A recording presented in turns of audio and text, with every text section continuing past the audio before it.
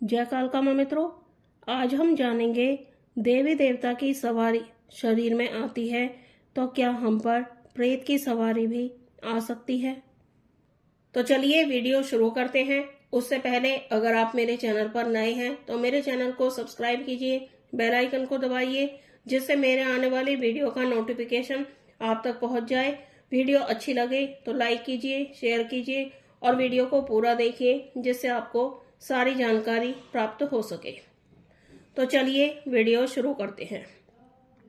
देखिए, बहुत से भक्तों के मन में ये प्रश्न बार बार आता है कि शरीर में देवी देवता की सवारी आती है तो हम पर प्रेत की सवारी भी आ सकती है क्या। तो सबसे पहली बात तो यही है कि जो लोग भक्ति पूजा पाठ करते हैं, विश्वास करते हैं, सच्चा भाव अपने इष्ट के लिए रखते हैं, ऐसे लोगों को ही देवी देवता अपनी भक्ति के लिए चुनते हैं। वो हर किसी व्यक्ति पर यूं ही नहीं आ जाते हैं, या फिर जो जन्मों जन्मों से किसी देवी या देवता के भक्त रहे हैं तो वो देवी देवता इस जन्म में भी उनको अपने भक्ति में लगाकर उन पर कृपा करते हैं। जो लोग भगवान से दूर रहते हैं, उनको ज्यादा मानते नहीं हैं और विश्वास भी कम ही करते हैं, तो ऐसे लोगों से भगवान भी बहुत ही दूर रहते हैं। जब किसी भक्त को देवी देवता अपने भक्ति के लिए चुनते हैं तो भी आपको अपनी भक्ति में लगाने के लिए भी, वो आपकी परीक्षा के लिए भी आपके ऊपर नकारात्मक ऊर्जा का प्रभाव डाल देते हैं, जिससे आप अपने इष्ट की भक्ति में मन लगा सको। क्योंकि भगवान जिस भक्त को अपनी भक्ति में लगाना चाहते हैं, उन पर कृपा करना चाहते हैं, तो उनको मजबूत बनाने के लिए, उनके मन से डर को निकालने के लिए भी उस भक्त पर नकारात्मक ऊर्जा का प्रभाव डाल देते हैं। क्योंकि जो भक्त अपने इष्ट की भक्ति में लगे रहते हैं, उनको याद करते रहते हैं, उसी भक्त को वो अपनी भक्ति के लिए चुनते हैं।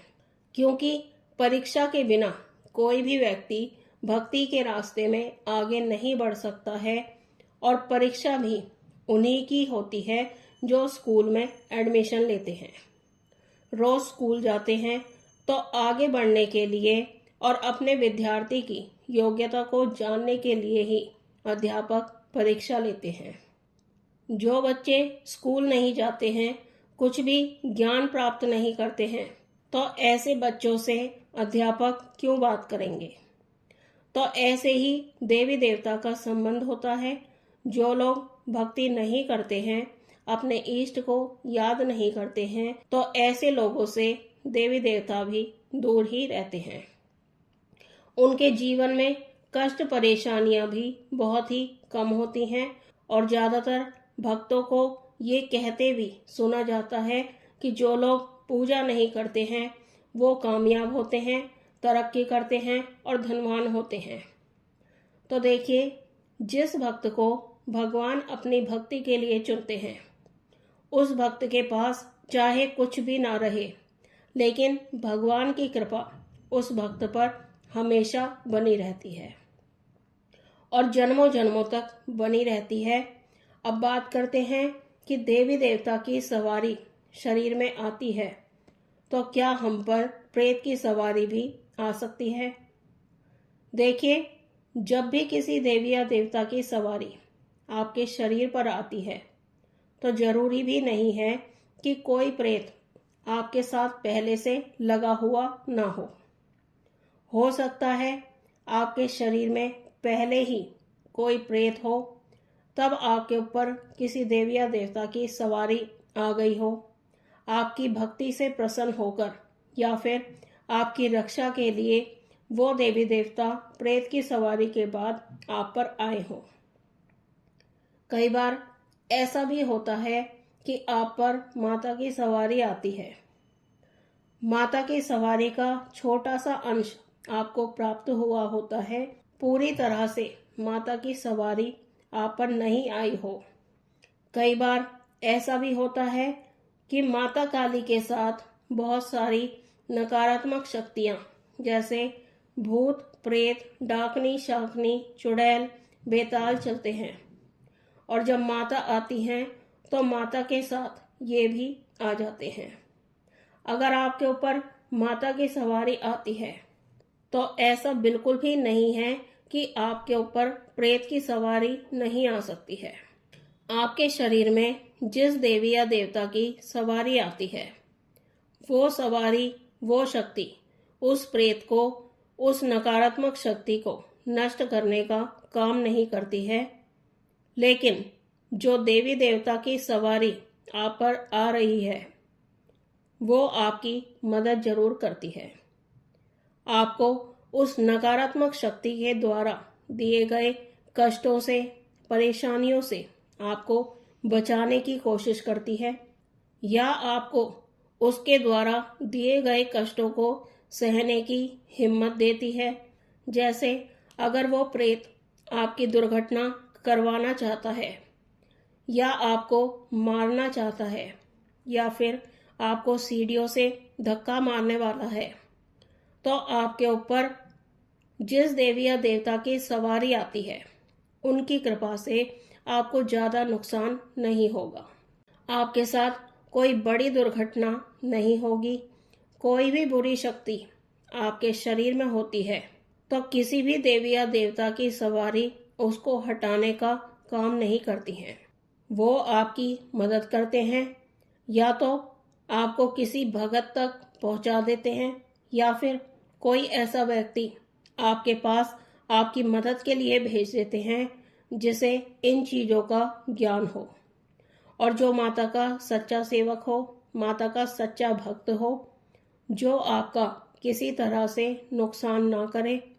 देखिए, कोई भी देवी या देवता की सवारी बिना गुरु के, बिना भगत के नहीं चलते हैं। गुरु ही आपका मार्गदर्शन कर सकता है, और गुरु के द्वारा ही देवी देवता की सवारी कार्य करती है। गुरु ही आपको हर तरह से ज्ञान देते हैं, कैसे किसी नकारात्मक शक्ति को हटाना है, क्या भोग देकर उस प्रेत से मुक्ति प्राप्त होगी, या फिर कैसे उस प्रेत को नष्ट करना है।